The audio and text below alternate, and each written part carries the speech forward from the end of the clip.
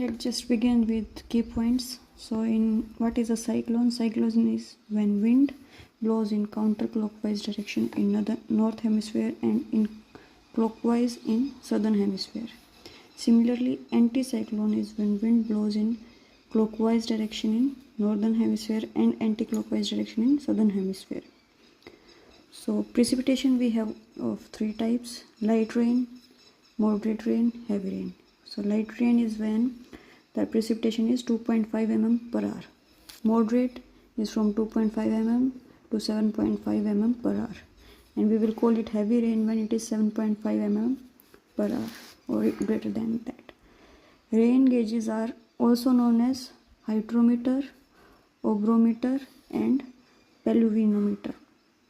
There are two types of rain gauges. First, ordinary, which is also called non-reading, and automatic, which is also called recording rain gauge. Recording rain gauge is further of three types: tipping bucket rain gauge, weighing bucket rain gauge, and float rain gauge. Forms of precipitation: drizzle smaller than 0.5 mm, rain greater than 0.5 mm, glaze when drizzle freezes, slit when rain freezes, snow when water vapor directly changes to ice, hail, lumps of ice which are greater than 5 mm in dia. Types of precipitation: cyclonic, convective, organographic. Now we have rain gauge network. So according to Indian standards, optimum number of rain gauges stations are CV by P and whole square. CV is standard deviation by mean rainfall. P is degree of errors. So we have formula of standard deviation: xi minus x bar by n minus 1, where n is total number of readings. So now if n, which is our optimal number of rain gauges, is smaller than n, then we have no extra rain gauge, and if n is greater than small n, then we will add n minus small n extra rain gauges, where small n is number of existing rain gauges. After that, we have how do we estimate missing rainfall data. From arithmetic method, we direct just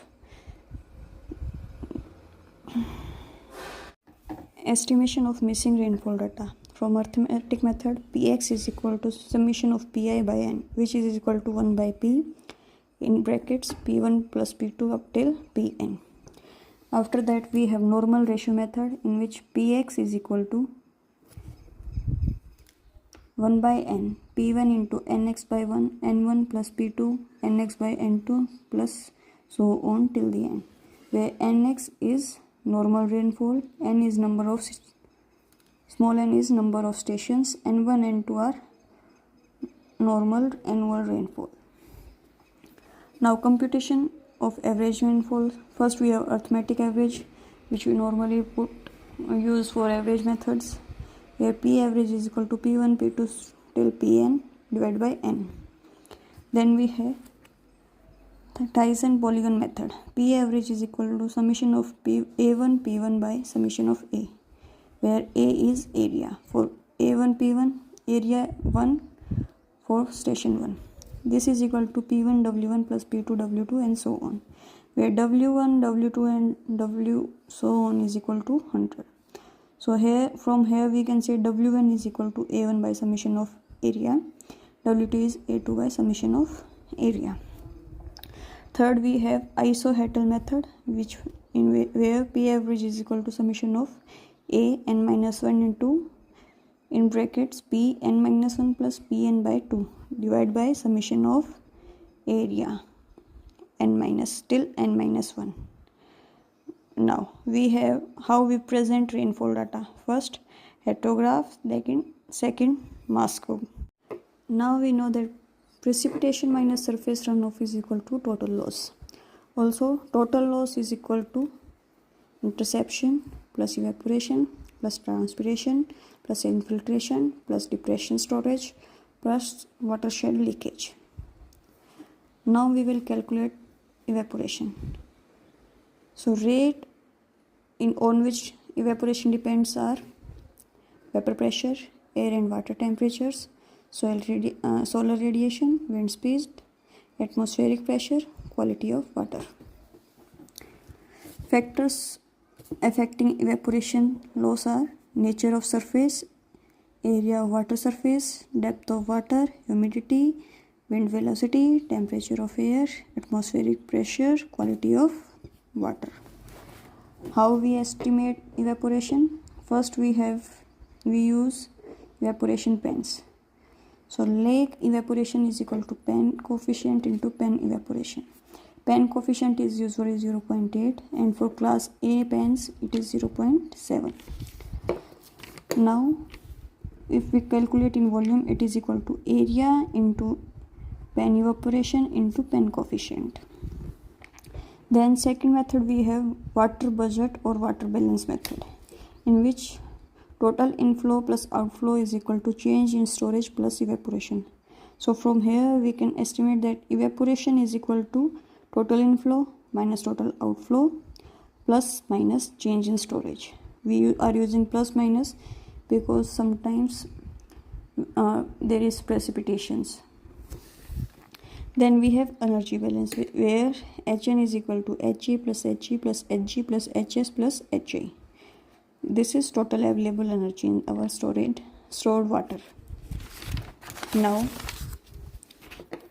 evaporation is equal to Hn minus Hg minus Hs minus Hi divided by rho W2A 1 plus beta.